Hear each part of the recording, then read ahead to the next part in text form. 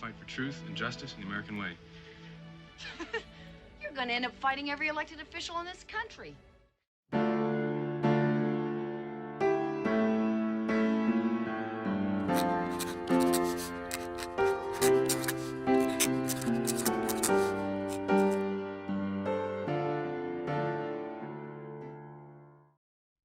Welcome to the Hollywood Scholar. I'm Jed Morgan, and going back to a video I made a few weeks ago of the erasure of Superman's iconic motto, Truth, Justice, and the American Way, apparently some new footage has been uncovered of the original writers of Superman back in the day who have some opinions on his motto and his origin.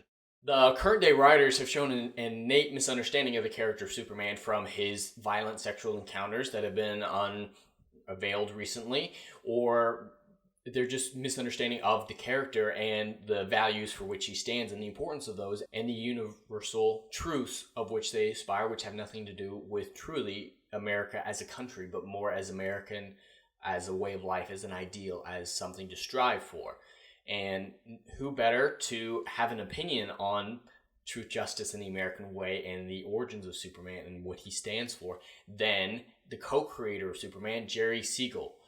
But let's get into the article real fast from Bounding into Comics.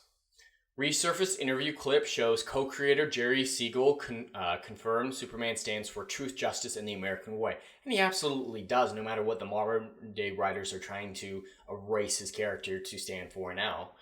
He always will and always did stand for truth, justice, and the American way. And I think this guy has very much a right to have an opinion on the subject, even though it's a very old clip, apparently.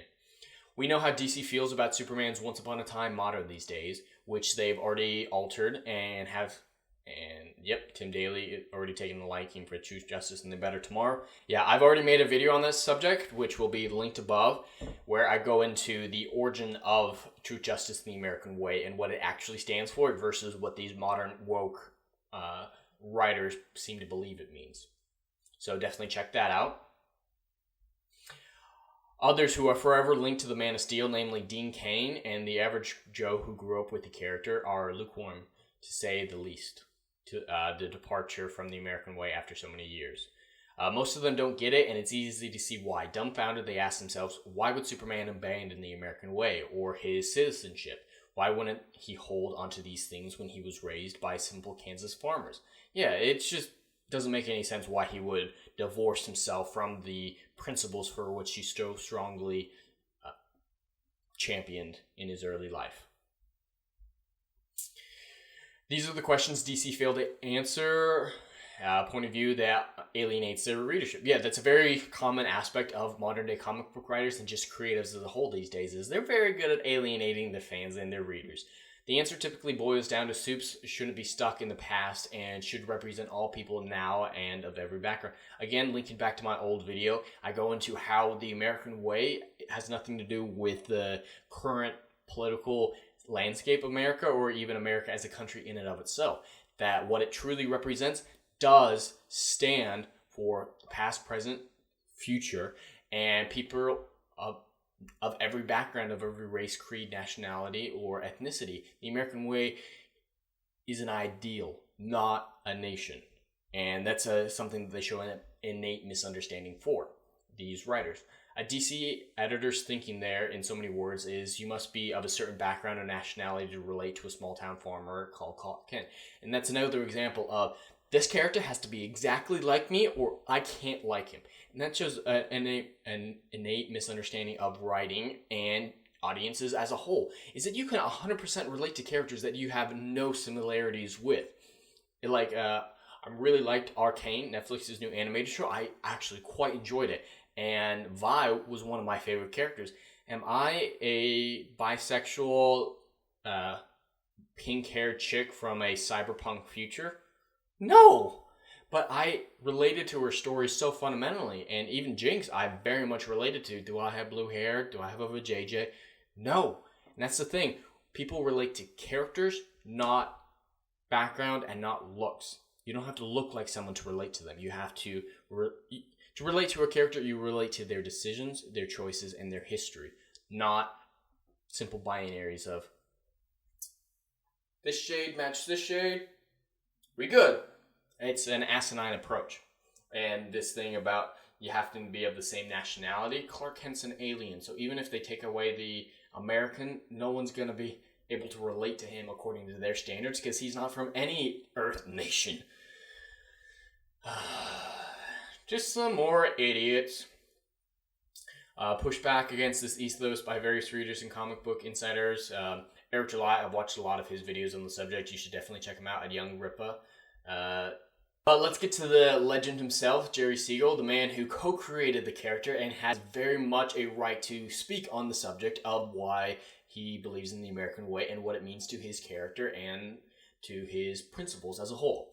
In an unearthed clip from an interview in the 1980s with BBC4, Siegel says quite clearly he agrees with the idea his and Joe Shuster's creation stands for truth, justice, and the American way.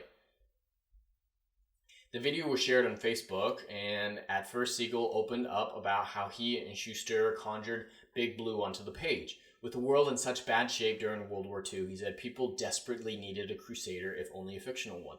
And it's true, Captain America and Superman have a lot in common in that they represented American ideals, and they represented fighting fascism and the Yazis, because I can't say that word, and the big man with the mustache, the funny mustache. They represented going against that mentality. They represented America as a country to a certain extent, but they represented the united world as a whole, fighting against this authoritarian oppression that was threatening to sweep across the world. And that is a message that 100% applies today with the political landscape that we have in America and the rest of the world, where authoritarianism is overtaking all of the countries in the world for the most part, and with all the, can't say the word, but the beer virus, with everything that people are doing in response to that, is another fine example where we need such a paragon of positive ideals to fight back against authoritarianism. And we need a crusader now. Maybe not as much as we did back then, but we need a crusader, even if it's only a fictional one, just like he's saying. And that's the American way. It's the American ideal. It's not the America, the country itself. Asked then if he could say what Superman stood for, Siegel replied exactly the motto. That's to say, truth, justice, and the American way. God, those words relate now, today, as they ever did before. We really need to remember that. To clarify, Siegel describes the Man of Steel as a very clean-cut guy who could rule the world and is all-powerful, but instead he uses his powers to aid the helpless and the deserving rather than exploit them. Yeah, these people are 100%, these writers, modern-day writers, are exploiting people and attacking them and not representing these positive attributes that Superman once held, and their Superman doesn't represent this at all. And the new Jonathan Kent, he does not represent these values. He's just like, oh, me's a gay. Oh, me hold sign, but me could help what my sign says. Me can do what sign says, but me saying here is sign. No, it's just asinine. These writers, they're children, debasing everything into a political argument which they have no fundamental understanding of, and just being like, he white and he say American and he got a penis and doesn't want to fuck other penises? Well, he bad then. God. I'm really liking this interview so far. Siegel and Shuster look back at the genesis of Superman in the comics and the in-depth exploration of his history by BBC documentaries. Oh, I gotta check out that documentary that they're talking about. The snippet of Siegel discussing the character's stand in the American way comes in the first minute. For many, and I'm sure for Siegel, he is talking about America in a nutshell and what the American way means to lift up the little guy and to resist tyranny like Superman always does. Bearing in mind, I mean on Earth Prime for the most part. Okay, yeah, just talking about the Elseworld stuff. But, yeah, that's a very concise way of putting it from Bounding into Comics is he's talking about American way doesn't represent the country. It represents the ideal and the mentality of lifting up the little guy, of resisting tyranny, to being better than we are. And that's a universal truth and a universal thing that we should all strive for, regardless of our nationality, creed, religion, race, anything. DC is turning their backs on this legacy, and it turns out the wishes of the characters' creators whom they've stiffed before for decades when it came to renumination. How sad that some things never change. That seems to be the end of the article. But Yeah, these current day writers, they hate Superman. It's so vividly clear in their portrayal of him, of removing his iconic motto, and the sexual abuse they recently put him through. Is that was just as much that sexual abuse was just as much a metaphor as it was literal for their interpretation of the character and how they need to destroy him and replace him with betters, as they're doing according to the Grace Randolph leaks by Supergirl. And it's just horrible to see that we care not for our own history or what the people who created these amazing characters have to say on the subject.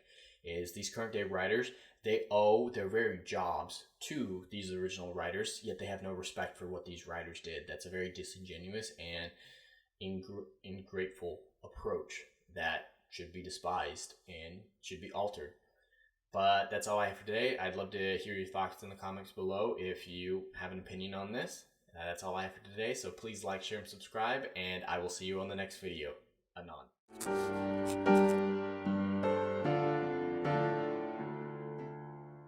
If you like what I do here and want to see good, compelling stories that Hollywood will no longer give you, check out my book series, Odyssey of a Phoenix, a mythological epic about philosophy, morality, and modern-day mental illness issues. Books 1, Down in Flames, and Book 2, Apocalypse Then, currently on sale. Book 3, Kill the Dark, coming soon.